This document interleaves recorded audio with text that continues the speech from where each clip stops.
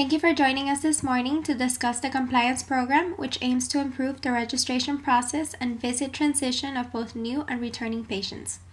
As you will note, I have provided each one of you with an executive summary, which will outline the different sections of the compliance program that I'm here to discuss with you today.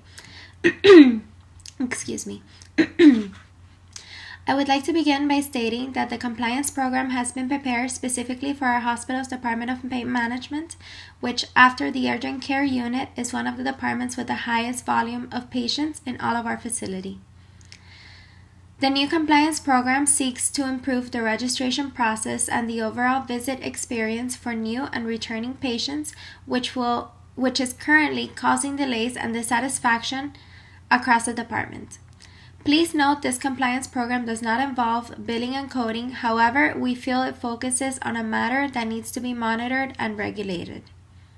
The key employees who will be in charge of implementing and operating under the compliance program will be the front desk and registration staff, who are the employees in direct contact with the patient upon arrival. Office managers, medical supervisors, and senior management will be in charge of monitoring the implementation and operation of the new compliance program.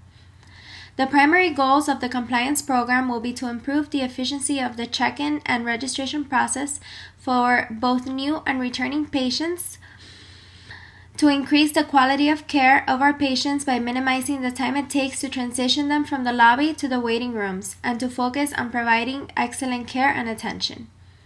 The compliance reporting will be introduced to the staff during the first orientation, where the staff will learn about its objectives, procedures, and guidelines.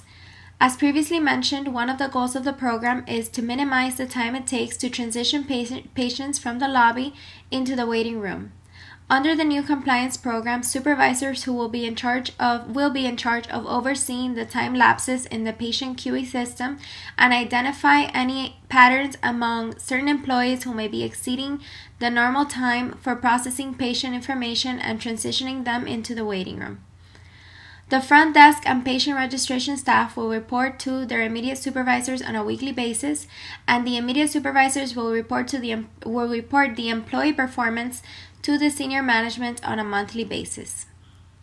Reassessment of the program and updates or changes will be discussed to the staff accordingly during the revision meetings of the program, which will be announced a month in advance.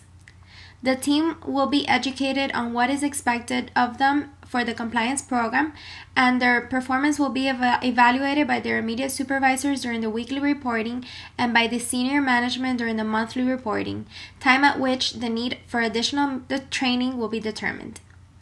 There will be measures in place to enforce training for staff who are non-compliant if needed. After one instance of non-compliance, employees will be addressed individually by their immediate supervisors.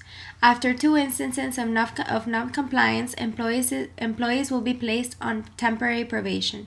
And after 3 instances of non-compliance, employees will be placed on temporary suspension by the senior management. The internal measures in place for reporting compliance violations will be the biweekly checkups conducted by supervisors, although employees will be allowed and encouraged to report instances of non-compliance violation in the form of anonymous reports, which will be submitted to the senior management office. There will also be external measures in place for reporting non-compliance to the senior management directly. These external measures will allow new and returning patients to provide their opinion and experience on their last visits in the form of surveys. The surveys will be mailed directly to the patients and will be encouraged to be mailed anonymously back directly to the senior management office. As previously mentioned, employees are allowed and encouraged to report misconduct and noncompliance of the program by submitting anonymous reports to the senior management office.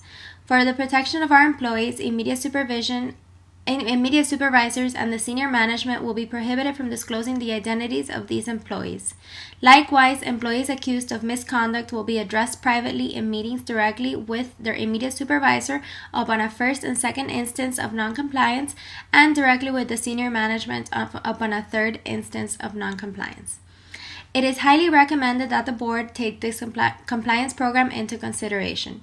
Granted the approval of the compliance program, it is highly recommended that the board authorize the program implementation as soon as possible in the pain management department of our hospital in order to increase the productivity and efficiency of the staff in this busy department.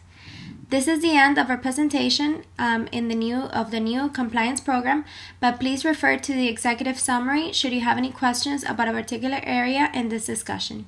Thank you.